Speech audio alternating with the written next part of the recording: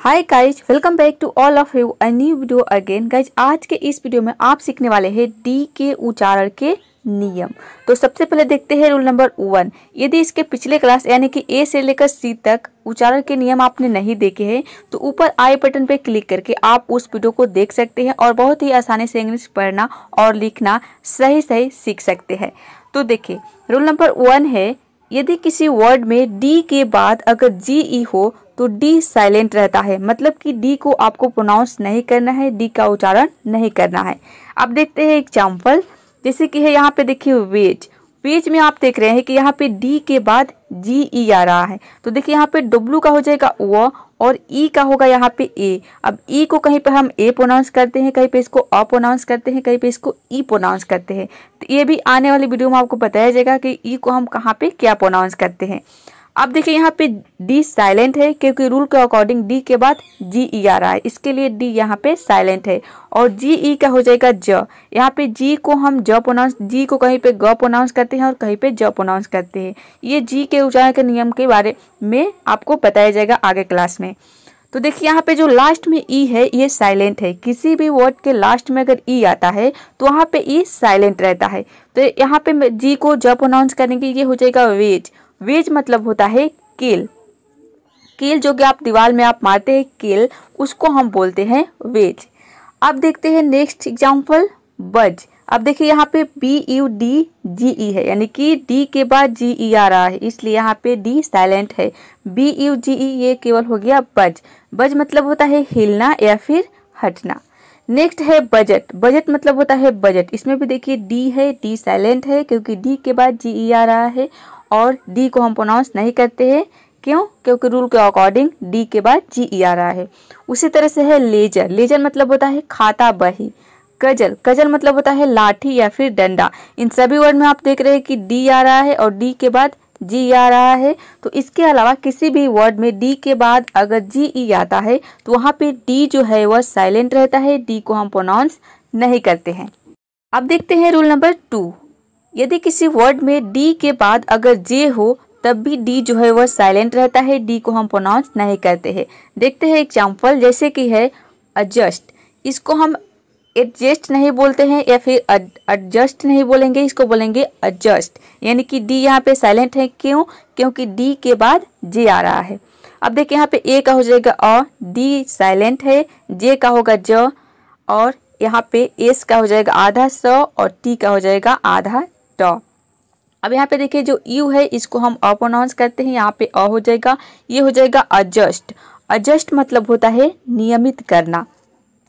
Next है Azure. इसमें भी देखिए डी के बाद जे आ रहा है और यहाँ पे डी साइलेंट है। अज्योर मतलब होता है शपथ दिलाना। अगला है अज्वाइन। अज्वाइन मतलब होता है छुड़ा देना। नेक्स्ट है एडजेक्टिव। इसको एडजेक्टिव नहीं बोलते हैं, इसको बोलते हैं एडजेक्टिव। एडजेक्टिव मतलब होता है विशेषण। नेक्स्ट है अजज। अजज मतलब होता है निर्णय करना। इसमें भी देखिए ए डी के बाद जे आ रहा है। तो आई होप रूल नंबर 2 भी आपने अच्छे से समझ लिए होंगे कि अगर किसी भी वर्ड में अगर डी के बाद जी आता है तो वहाँ जे आता है, तो अगर वहाँ पे डी क्या रहता है, साइलेंट रहता है, डी को हम प्रोनाउंस नहीं करते हैं। चलिए अब देखते हैं नेक्स्ट रूल। तो गाइज अब देखते हैं रूल नंबर 3। ये सबसे लास्ट रूल है। यदि किसी वर्ड के बीच में अगर एन डी हो और एन डी के बाद कॉन्सोनेंट हो तो वहाँ पे जो डी होगा, यानी कि एन डी जो आप एक साथ देख रहे हैं, इसमें जो डी है वह साइलेंट रहेगा। अब देखते हैं एग्जांपल, जैसे कि यहाँ पे देखिए हैंडसम। इसको हैंडसम नहीं बोलते हैं, यहाँ पे डी साइलेंट है, वर्ड के बीच में आ रहा है एन डी और उसके बाद जो एस है ये क्या है, कॉन्सोनेंट है, मतलब कि ये इस रूल को फॉलो कर रहा है। तो यहाँ पे डी साइलेंट रहेगा। यहाँ पे देखिए हैंड हो गया, हैंड और हो गया सम, पूरा हो जाएगा हैंडसम। हैंडसम मतलब होता है आकर्षक या सुंदर। तो देखिए अब इसको इस तरह से भी समझ सकते हैं कि इसमें दो शब्दांश, यानी कि एक हो गया हैंड और दूसरा हो गया सम, मतलब कि दो शब्दांश से मिलकर एक शब्द बना है। और यहाँ पे देखिए हैंड, यानी कि हैंड आपको नहीं बोलना, ये हो गया हैंड और डी साइलेंट है। नेक्स्ट है हैंकरचीफ।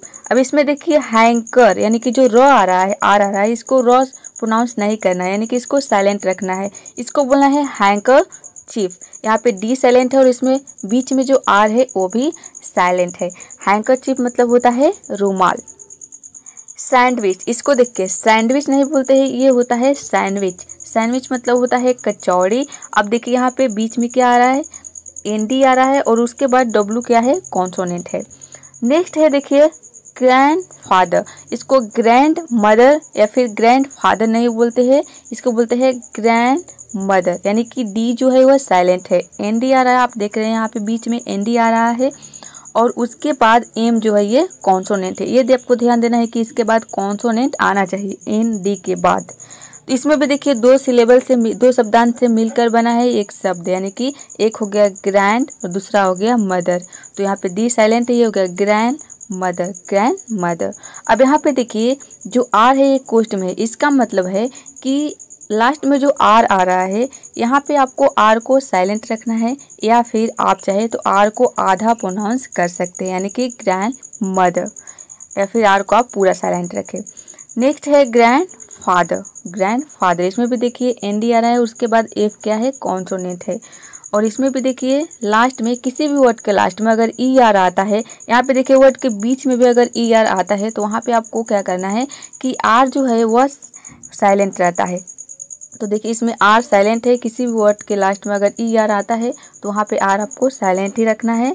ये ऐसे आपको ज़्यादा से, यानी कि जो आपका जो प्रोनाउंसिएशन है वो रॉन्ग नहीं होगा यदि आप आर को साइलेंट रखें, या फिर आप कोशिश करेंगे कि इसको आधा प्रोनाउंस करें तो आप कभी कभी पूरा प्रोनाउंस कर देंगे। तो आप चाहें तो इसको साइलेंट ही रखें, आपका प्रोनाउंसिएशन बिल्कुल करेक्ट होगा। तो आई होप डी के उच्चारण के नियम के बारे में आपने बिल्कुल ही अच्छे से समझ लिए होंगे। ये वीडियो कैसा लगा कमेंट बॉक्स में जरूर बताइएगा, और वीडियो को लाइक शेयर, चैनल को सब्सक्राइब करना बिल्कुल मत भूलिएगा। तो मिलते हैं नेक्स्ट वीडियो में फिर किसी और नए टॉपिक के साथ। अगला वीडियो आपका आएगा ई के उच्चारण के नियम, यानी कि डी के बाद ई आता है।